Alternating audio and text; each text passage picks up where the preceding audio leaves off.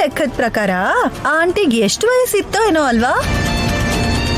ಮಗು ಆದ್ಮೇಲೆ ಅತ್ತೆ ಮತ್ತೆ ಚಿಕ್ಕ ಮಗು ಆಗ್ತಾರೆ.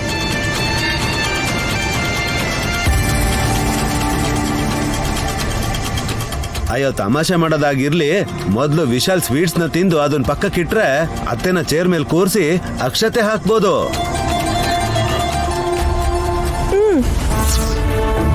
ಆಶೀರ್ವಾದ ಮಾಡೋ ಅಷ್ಟು ದೊಡ್ಡೋರೇನಲ್ಲ ಬಿಡಿ ನೀವು. ಹಾಗನ್ಕೊಂಡ್ರೆ ಅತ್ತೇನ್ ಬಿಟ್ರೆ ಎಲ್ರು ಚಿಕ್ಕಿಗಿಂತ ಚಿಕ್ಕವರಲ್ವಾ ಅಕ್ಕ? ಅದನ್ನೇ ಹೇಳ್ತಿದ್ದೀನಿ ಸುಮ್ನಾ. ನಾವ್ ಆಂಟಿ ತಲೆ ಮೇಲೆ ಅಕ್ಷತೆ ಕಾಳು ಹಾಕಿ ಅವ್ರಿಗೆ ಆಶೀರ್ವಾದ ಮಾಡೋ ಅರ್ಹತೆ ಇಲ್ಲ ಅಂತ.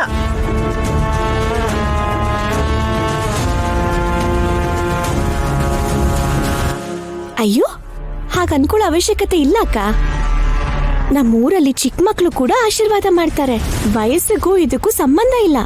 ಯಾಕಂದ್ರೆ ಹೊಟ್ಟೆಯಲ್ಲಿ ಹೊಸಕೂಸು ಬೆಳೆಯುತ್ತೆ ಅಂತನೇನೋ. ನೀನಂತೂ ತುಂಬಾ ಚೆನ್ನಾಗಿ ಹೇಳಿದ್ಯಮ್ಮ.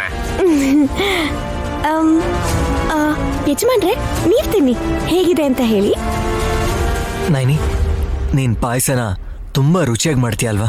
ವಿಶಾಲ್, ನಿನಗೆ ಅರ್ಥ ಆಗ್ಲಿಲ್ಲ ಅನ್ಕೋತೀನಿ. ನಯನಿ ಅಡಿಗೆ ರುಚಿನೇ ಬೇರೆ, ತ್ರಿನೇತ್ರಿ ಅಡಿಗೆ ರುಚಿನೇ ಬೇರೆ. ಕರೆಕ್ಟ್.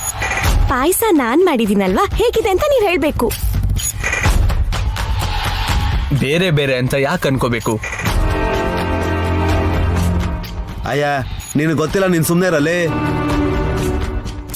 ತಿನ್ನಿ ಬಾವ, ಆ ಪಾಯಸ ನೋಡ್ತಿದ್ರೆ ನನ್ಗೂ ತಿನ್ಬೇಕು ಅಂತ ಆಸೆ ಆಗ್ತಿದೆ. ಏಯ್, ಸಾಯ್ತೀಯಾ?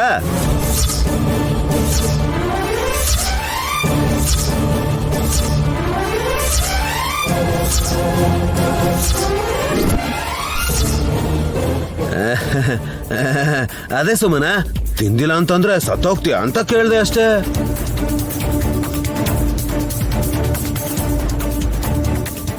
ಅಯ್ಯೋ, ನಾವ್ ಆಮೇಲೆ ಬೇಕಾದ್ರೂ ತಿನ್ಬೋದು. ನಿಮ್ಮ ಅಕ್ಕ ಹಠ ಮಾಡಿದ್ರೆ ಕಷ್ಟ ಅಂತ ಹೇಳ್ತಾ ಇದ್ದೀನಿ. ಅರ್ಥ ಆಯ್ತು ಬಿಡಿ ಬಾವ. ನಮ್ಮ ಅಕ್ಕ ನನ್ನನ್ ಬೈಬಾರ್ದು ಅಂತ ನನ್ನೊಳಿದಕ್ಕೆ ನೀವ್ ಹೇಳ್ತಾ ಇದ್ದೀರಾ. ಅಪ್ಪ ಯಜಮಾನ್ರೆ, ನೀವ್ ತಿನ್ನಿ, ನೀವ್ ಚೆನ್ನಾಗಿದೆ ಅಂದ್ರೆ ಸಾಕು, ನಂಗೆ ಖುಷಿ ಆಗುತ್ತಲ್ಲ.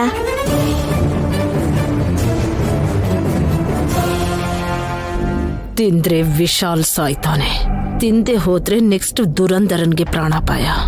ಆಗ್ಲೂ ನಯನಿಗೆ ಕಂಡುಹಿಡಿಯಕ್ಕಾಗ್ಲಿಲ್ಲ ಅಂದ್ರೆ ನಮ್ ಪ್ಲಾನ್ ಗ್ರ್ಯಾಂಡ್ ಸಕ್ಸಸ್. ಏನಾದ್ರೂ ನಮಗ್ ಬೆನಿಫಿಟ್.